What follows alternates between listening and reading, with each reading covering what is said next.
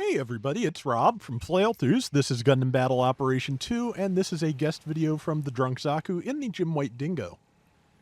This will be an interesting test of my of Vegas's ability to do white balancing, because I used to run things through Handbrake and then through Vegas just to get the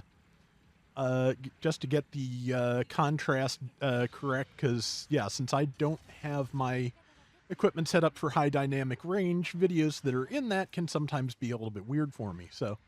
But again, I have the tools to fix that, so I will.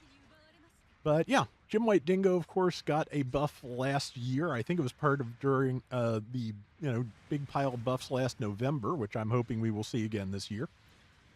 It now has 2 levels of charge on the prototype beam rifle. They both overheat it, but yeah, the level 2 definitely does a lot more damage because, to be honest, in terms of, okay, good shot there. In terms of just damage from the prototype rifle versus the amount of time it takes to charge, it has really kind of been outstripped by an awful lot of things. Just there are an awful lot of other like all or nothing weapons in cost 300 and up that just really have better risk reward propositions than the prototype beam rifle does. So, or did. Now that it can charge to level 2 and do even more damage, I think it's probably back where it needs to be, which is, like once a minute or so, you get a ridiculously strong shot, which, again, I've talked about liking, high risk reward weapons like that. And yeah, still do. Still like that a lot. It's fun. But yeah, relatively short range rifle and cannot fire uncharged, but yeah, can fire really strong shots once in a while. Like that, 5483 for a full charge. Once that's cooling down, you have grenades, Vulcans, and a beam saber to get you through, which can be done. And yeah, so far looking pretty good. Got the damage in on that. That person is almost down. Okay, somebody else got it with their chain explosion grenade, I think, off the high mobility Zaku. Until I was talking with Salty last night, I forgot they had given it that. Again, just because high risk reward weapon, I always like the high mo Zaku for what it does. The chain explosion grenade's not great, but it's a bonus. I do feel like as fast as the 4-tube missile launcher reloads, it really does kind of, even now, even with the upgrade, make the White Dingo's rifle feel a little bit unfair because, if you are accurate enough, you can land as much damage as the rifle does significantly more often with how fast that missile launcher reloads. The trade-off, of course, is that if your aim is not perfect, you can at least still get partial damage out of it. So, that is, which is actually another thing in its favor. So, yeah, that's not a trade-off at all. That's just still an advantage. But, okay, and something hit Zaku's legs really hard. I wonder if there's a White Dingo on the other team as well. But we will find out. Or could have been, a support landing a good shot, something like that. This is the cost range for the Zaku 1 Sniper, which is also doing very well after its, upgrade in the one of the mass buff months. So, yeah, I like the Zaku 1 Sniper. It's good to see it being run more often again because I always did like it. It's a good suit, and yeah, just every so often I'm actually half decent at sniping. Just I have to. Basically the big thing about it is oh wow, good shot, 6,500. Big thing about it is I generally just have to stay calm. My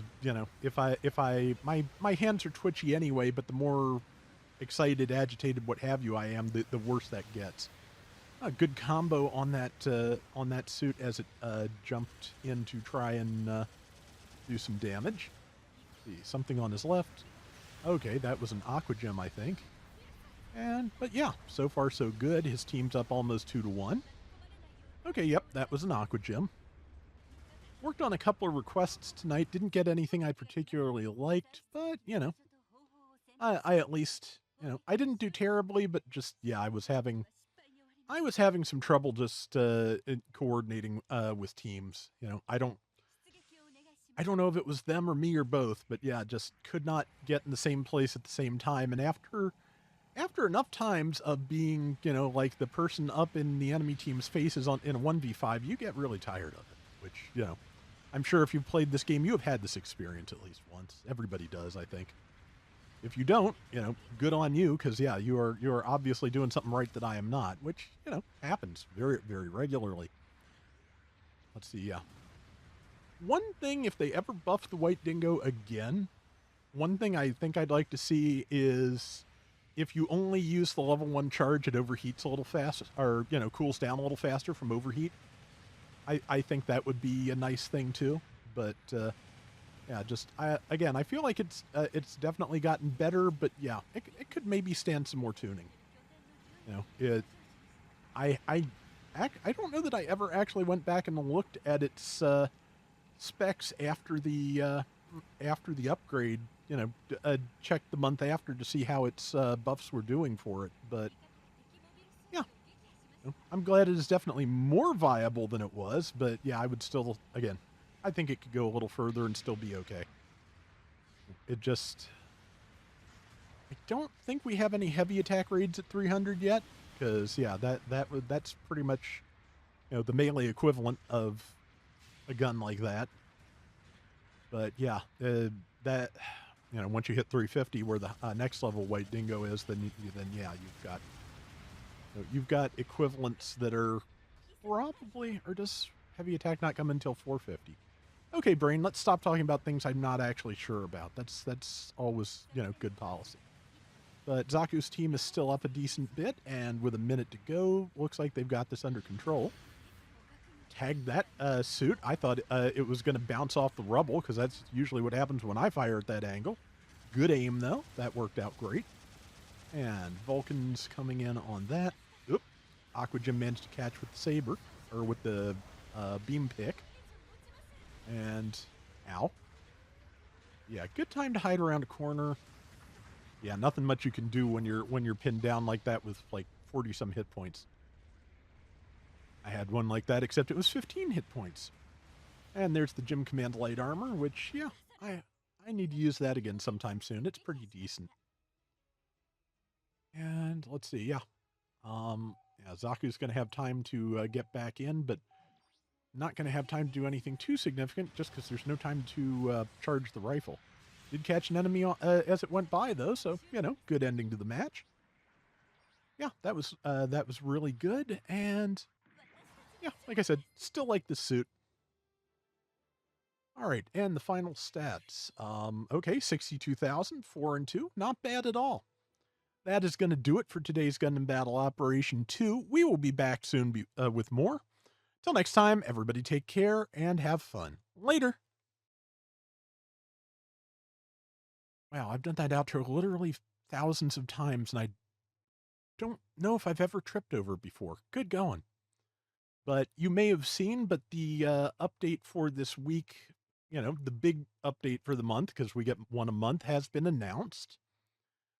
This week we are getting a 750 4-star support in the guise of the Neo Gundam. And beyond that, we're getting a new map, a new ground map, Colony Interior. So that should be really interesting.